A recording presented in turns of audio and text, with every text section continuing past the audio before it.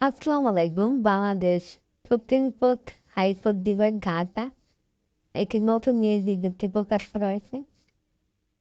তো এখানে আপনারা বাংলাদেশের সকল জেলা থেকে অনলাইনের মাধ্যমে আবেদনটি করতে পারবেন। ১ নম্বর ডিপার্টমেন্ট অফিস সহকারী ৩৫ জন লোক নিয়োগ করা হবে।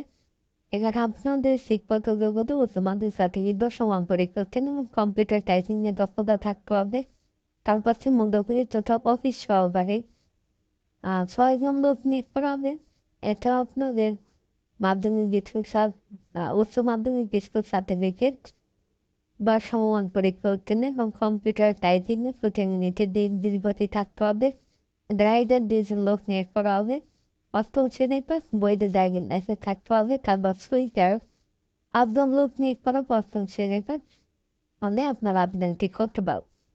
এখানে আবেদনটি শুরু হবে ২/১২/২০২৪ সকাল ১০টা থেকে ১৭/১২/২০২৪ বিকাল ৫টা পর্যন্ত। এই সময়ের মধ্যে আপনারা আবেদনটি করবেন। তো এখানে আপনাদের আবেদনের ফি দেওয়া হয়েছে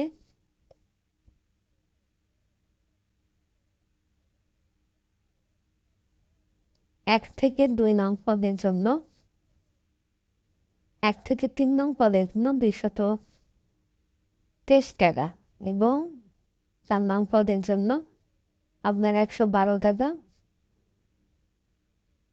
ফি দেওয়া হয়েছে। তো এইটা আপনারা টেলিটক বিডিভ্যাকসিন এর মাধ্যমে আপনারা পরিশোধ করবেন।